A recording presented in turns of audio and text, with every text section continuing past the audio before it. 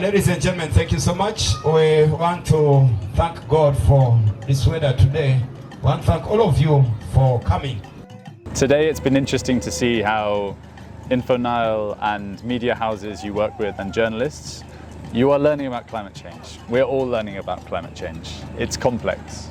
And to deal with that, we need to gain knowledge, we need to understand. And journalists can explain that back to the people. They can explain that back to the community. And journalists are putting things into newspapers, they are putting things into radio, but it's important that we know these stories, do they make sense to farmers? Do they make sense to communities? Do they show the problems they have and the solutions? So it's been really interesting today to see the journalists coming to the communities and showing their work to say, we have done this, what do you think? Ladies and gentlemen, today we're here in Ochia. It's a climate smart agricultural exhibit. I did a story about goat farming concerning a group in Panimur. For those who do not know, Panimur is near Lake Albert, and their main activity there has been selling fish. The small silvery fish called mukene in the local language. They have been selling this, but they faced a challenge that it has become more expensive for them to get the fish that they were selling than previously. So these people, they thought about diversifying their sources of income, expanding the revenue streams, so they chose goat farming and they went into goat farming, and that is the story which I did. What inspired me to do my story is I normally operate in the settlement of Paloringa that is hosting approximately 1,600,000 refugees who are from South Sudan. That's why I brought this, so that the environmentalists can be able to see what can be done. The partners can be able to see, who work with environment can be able to see what can be done to address the issue of the climate and how the persons of concern or the asylum seekers can adopt to climate smart agriculture despite the reduction of the food ratio. So that's why I had to go and I got these pictures of the women who are struggling. They are really struggling to cultivate.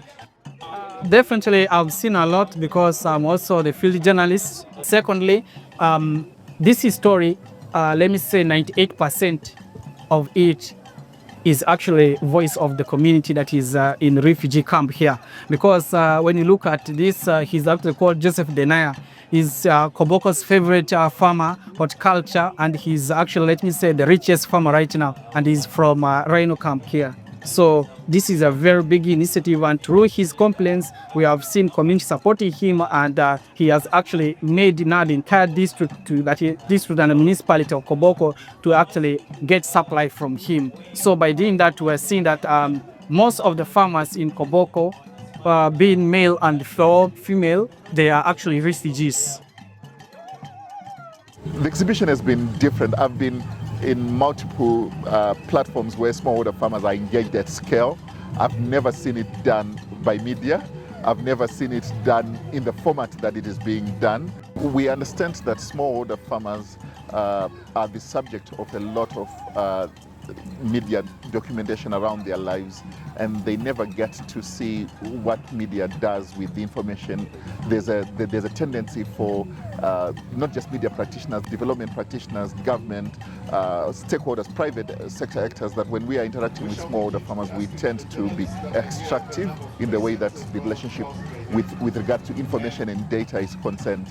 So partnering with InfoNile on this, taking stories back to the community, was opened up a door and gave us an ability to be able to respond to that discussion and query from these smallholder farmers, and it allows us the ability to actually come back and close that loop in terms of information. The stories I've seen about refugees and host communities who we all rely on the rain, and the rain is not coming, or the rain is coming later, and that makes it harder to produce your maize. And so these stories about how people are using land in a different way or using different farming techniques. I have met farmers who are doing this. 75% of the population rely on agriculture for their livelihoods, and so climate reporting is so relevant to so many people here. And I think that is a bit different in some other countries where less people rely on agriculture for their livelihoods. So this has been really positive, and there are so many people here. There's so many people from the community. And I hope some of these other people who have come today, that they can also take away these better climate resilient agriculture techniques so they can be more productive and increase their incomes. As InfoNile, we shall keep supporting the media to cover issues around climate change and agriculture, and also to make sure that we are doing the good thing when we do this work. So thank you very much for coming and turning in big numbers. And for anyone who has not come, please alert them that there is a very big event. It is for learning purposes, and we look forward to making sure that every one of you can go home while knowing what it means to do smart climate agriculture.